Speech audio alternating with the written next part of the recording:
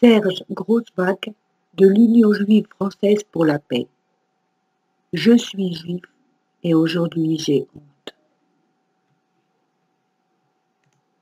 Je suis juif et j'entends ces bruits, ces bombes, ces souffrances qui hurlent. C'est l'histoire qui me revient pour m'éclater à la face. L'histoire que mes parents m'ont léguée pour honnir la guerre honteuse. Je suis juif et je vois le sang qui coule sous les bombes comme à Guernica. Je suis juif et je sais la révolte désespérée contre l'étouffement et la famine du ghetto de Varsovie. Je sais l'indifférence absolue qui précédait, comme à Gaza. Je suis juif et je suis fier de Racine et d'histoire de ces hommes d'Israël, ces fils de victimes adossant aujourd'hui l'armure des bourreaux. Quelle honte, quel désespoir de voir ceux qui ont tant souffert, qui ont été tant terrorisés, n'engendrer de leur passé qu'un abominable dédain pour l'âme humaine. C'est à désespérer. Est-ce la victoire posthume d'Hitler que cette sauvagerie distille? Est-ce sa victoire que ce reniement de l'humanisme?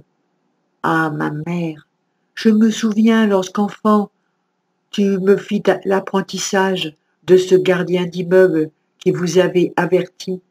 Il était communiste. Puis de ces religieuses vous extrayant d'un Paris devenu trop dangereux.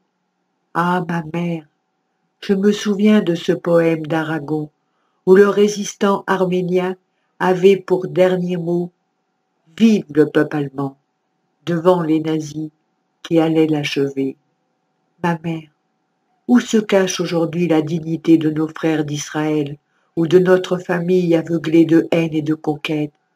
Ma mère, il était dur de naître en portant les souffrances de vos vies, mais les enfants d'aujourd'hui vont devoir affronter bien pire, la honte. Gaza martyr, et rien d'autre ne vibre dans leur âme qu'un énervement et une volonté de soumettre. Que leur demeure-t-il de sens humain? N'aurait-il plus qu'un Trump et un Netanyahou dans les eaux? Les Palestiniens perdent leur chair, leur sang, leur terre.